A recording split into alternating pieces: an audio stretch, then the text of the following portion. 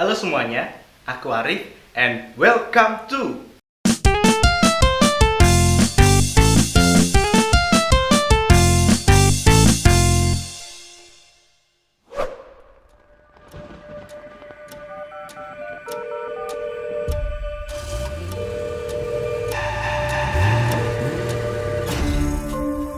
Kali ini aku mau ngebahas sebuah serial Netflix yang udah jelas jadi internet sensation beberapa waktu belakangan.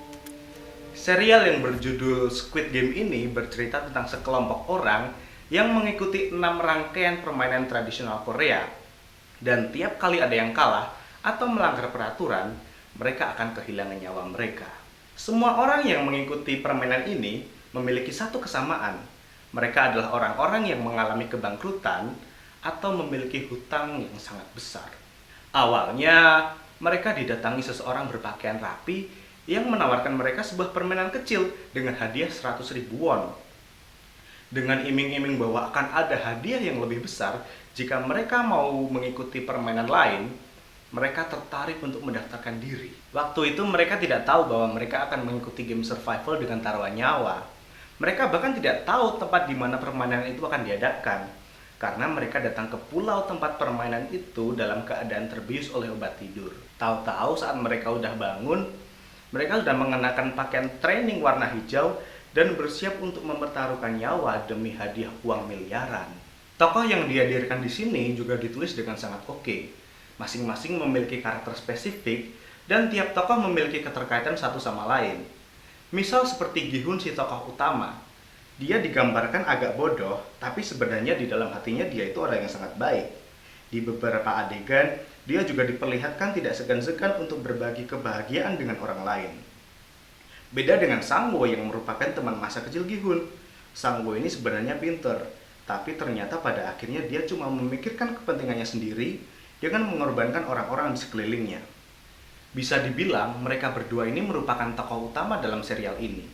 Bahkan hanya mereka berdua yang bisa lolos sampai dengan final. Dan kekontrasan dua karakter ini yang menurutku menjadi nyawa dari serial Squid Game. Ngomongin soal genre survival, nggak lengkap rasanya kalau kita nggak ngebahas plot twist. Dari awal episode, kita udah diperlihatkan bahwa ada suatu badan atau organisasi yang merupakan dalang dari balik permainan maut itu. Ternyata, sang leader yang menjadi tuan rumah itu tak lain dan tak bukan adalah si kakek yang selama ini ikut bermain bersama Gi-hun. Dan seharusnya dia sudah mati. Walaupun kalau dipikir-pikir, kita nggak pernah diperlihatkan kematiannya secara jelas. Misal tokoh-tokoh lain diperlihatkan dengan jelas saat ditembak mati, si kakek itu cuma diperdengarkan suara tembakannya saja. Ada juga tokoh frontman, si orang nomor 2 setelah tuan rumah, yang ternyata merupakan pemenang dari game sebelumnya. Dan merupakan kakak dari seorang polisi yang berhasil menyusup ke dalam pulau untuk mencari saudaranya yang hilang.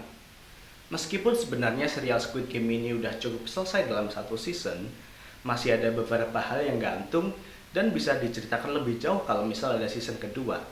Seperti cameo dari Gong Yoo misalnya. Sejauh ini, peran dia cuma sebatas merekrut calon pemain dengan mengiming-imingi hadiah uang saja. Padahal menurutku akan jauh lebih baik jika karakternya diceritakan lebih detail lagi.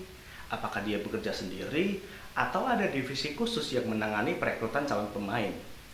Terus pada bagian ending, yang harusnya Gi-hun naik pesawat untuk menemui putrinya, ia justru memilih untuk kembali bergabung menjadi pemain Squid Game demi menyelamatkan orang-orang dari permainan maut itu.